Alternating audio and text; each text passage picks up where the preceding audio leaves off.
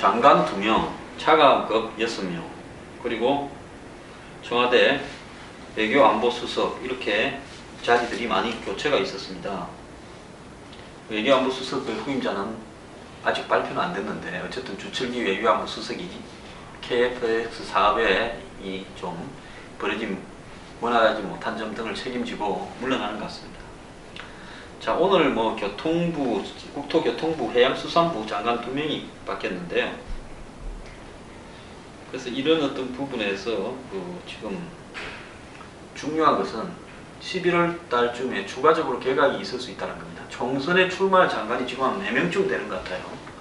최경환 경제부총리, 황우여 교육부총리, 또 유일호 장관 오늘 바뀌었죠. 그리고 유기준 해양수산부 장관, 이 2분은 지금 오늘 바뀌었거든요. 그래서 11월 개각 때 지금 황우여, 그 다음에 최경환, 이 2사람이 바뀔 것 같습니다. 그러니까 1차 개각으로 출마할 사람 2명이 먼저 물러났고요. 11월 달 2차 개각으로 또 2 부총리가 물러날 것 같습니다. 물론 대통령으로서는 지금 국정교과서 문제는 황우여 부총리, 그리고 이제 경제성장이라든지 구조개혁 문제, 4대 개혁 문제는 최경환 부총리가 긴밀하게 관계가 있는데요. 어쨌든 이 부분에 있어서 출마한 사람들은 다 당으로 돌려보내서 대통령을 뒷받침하는 그런 어떤 필요성도 이렇게 높이겠다. 즉 친박이 지금 진영이 매우 협소하고 중진들이 없지 않습니까? 그래서 무게감이 있는 친박 국회의원 출신 장관들을 돌려보내서 친박의 당내 부심점을 높이겠다는 이런 의도도 있는 것 같습니다. 이제 중요한 것은요, 최경환 부총리와 황우여 부총리, 이 양 부총리가 어쨌든 물러날 것이다라는 것은 확정된 마당에, 본인들도 또 그렇게 이야기하는 마당에, 지금 경제 문제 같은 경우나 국정교과서 문제는 매우 지금 쉽지 않은 과제들입니다.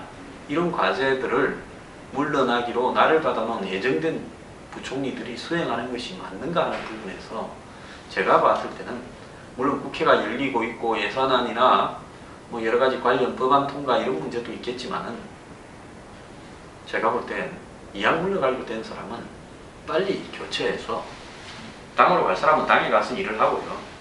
그 다음에 이 국정교과서 문제나 그 다음에 경제성장이라든지 구조개혁을 책임지는 사람은 또 새로 와서 일을 하는 것이 맞다고 봅니다.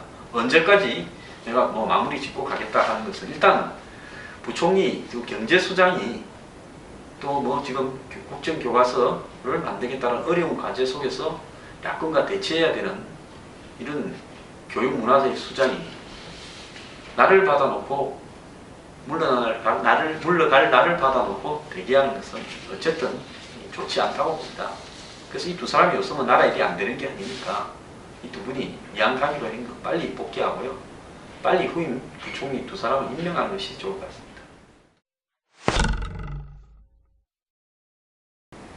역사학회, 한국역사연구회 같은 한국사와 관련된 각종 학회나 연구회가 국정교과서 집필에 일체 참여하지 않겠다고 이야기들을 하고 있는데요. 충북대, 부산대 같이 이제 지방의 국립대, 전남대 이런 데도 다 지금 교수들이 성명을 내서 참여 안 하겠다는 입장을 하고 있습니다. 근데 제가 이해가 안 가는 건 국민들은 42대 42로 국정화가 맞다, 틀리다, 즉 반반은 대치하고 있습니다. 그러면 교수 사회에서 지금 한 800명, 900명이 모여가지고 학회라든지 학교별로 일체히 다 집필 거부하겠다라고 이야기를 하는데요.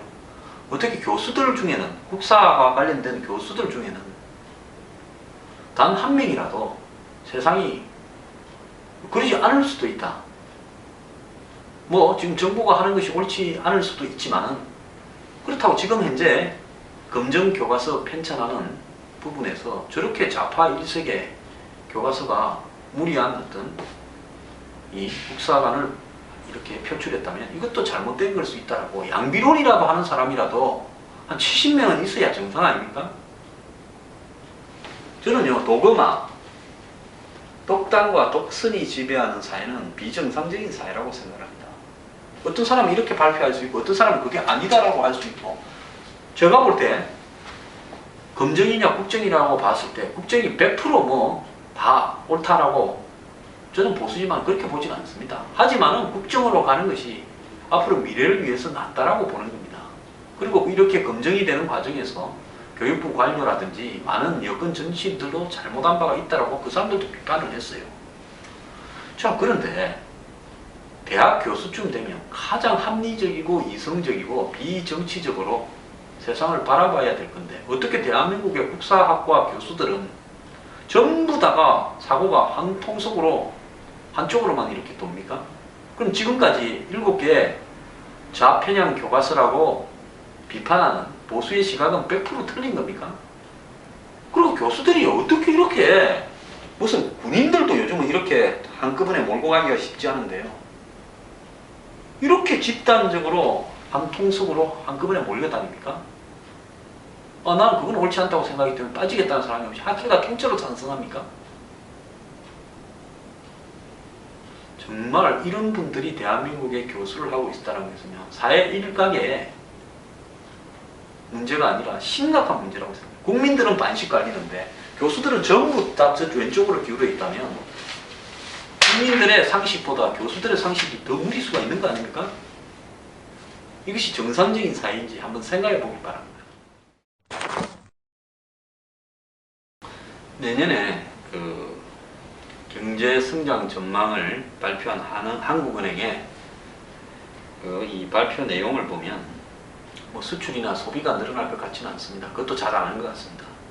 그런데 수출이나 소비나 이런 투자가 줄어든 부분을 건설 투자로 성장률을 떠받치겠다라고 생각하는 내용이 좀 많이 들어있는 것 같은데요. 그것은 건설 투자 증가율을 3.3%로 해가지고 예상보다 많이 올렸습니다.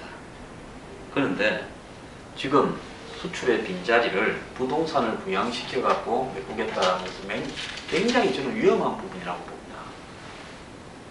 지금 정부 스스로 작년에 최경환 부총리가 들었었을 때 초이노믹스 때 경제를 갖다가 활성화시키는데 건설 부동산 경기를 부양시키겠다 해서 대출도 완화하고 면세 감세를 부동산 관련해서 하고 은행에서 돈을 많이 빌려가 했습니다. 그런데 한 2달 전에 어떻게 됐습니까? 이제 가계부채, 개인의 어떤 부채를 관리하겠다면서 쉽사리 대출을 해주지 않겠다고 대출을 쪼았지 않습니까? 그것은 1150조에 다가가고 있는 가계부채가 매우 심각하다. 그 중에서 부동산 관련 내용이 매우 불건전하게 가고 있다 라고 생각해서 그렇게 한 겁니다. 그런데 지금 수출이 줄어들고 소비나 투자가 줄어드는 부분을 건설의 투자를 유도해서 메꾸겠다고 하는 것이 옳은 것인가? 저는요, 가장 손쉽게 단기적으로 수치를 강화시키는 데는 건설이나 부동산이 쉽다라고 정치인들이나 관료들이 생각하는 사고가 굉장히 잘못된 거라고 봅니다. 이렇게 생각하는 게 누적되어서요, 마지막에 한 방에 터집니다. 터지기 전까지는요, 아무도 그걸 우려하는 걱정을 안 합니다. 미국에요, 2008년에 서브프라임 사태가 터질 때 터지기 전날까지, 터지는 그날 밤까지도 리만 브러더스나 이런 메릴 린치나 이런 회사들은 그걸 감추려고 하고 문제를 지적하지 않았습니다. 미국의 관료 누구도 그런 문제를 지적하지 않았습니다.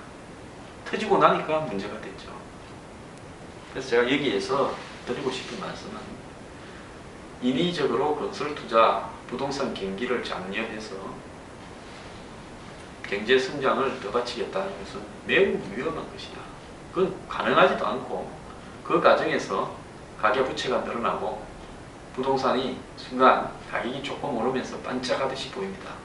근데 그것이 결국은 한마디로 오늘 죽을 거를 몰핀 주사, 즉 양귀비로 만든 이 마약을 놔서 내일 죽도록 연장하는 것 같아요. 정부의 정책을 그런 식으로 체면 마취시켜서 끌고 갈 수는 없는 겁니다. 자, 부동산 관련 부분은요, 지금 이렇게 바람을 더 빼야지요. 대출도 더 줄여야 되고요. 그리고 전세, 월세 대책에 집중하는 것이 맞지.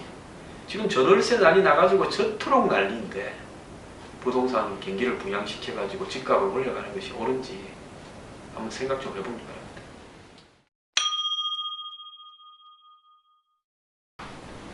전월세난이 가속되다 보니까 한마디로 전세 보증금이나 월세 비중이 굉장히 늘어났습니다.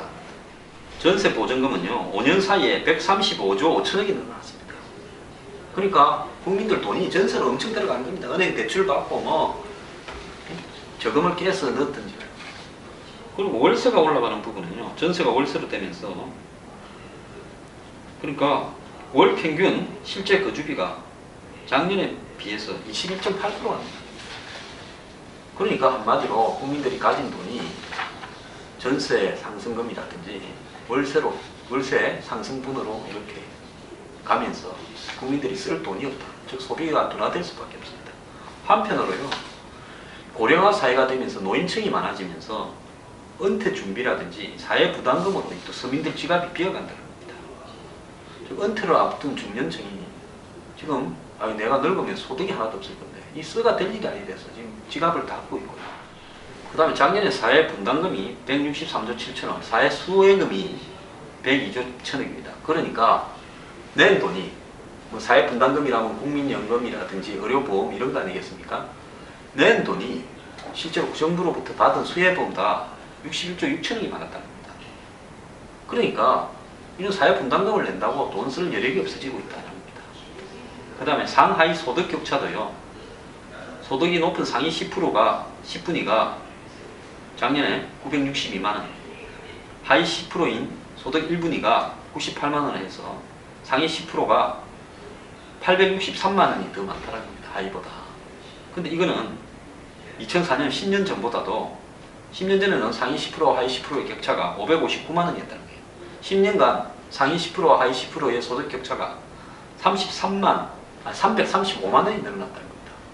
그러니까 우리나라가 가면 갈수록 소득이 양극화가 되고 있다는 것이 이런 수치들로 입증이 되는 거죠. 중요한 것은 고령화와 주거난으로 인해 가지고 정부는 소비를 장려해라고 블랙 프라이데이도 하는데 점점 쓸 돈이 없어지고 있다는 거죠.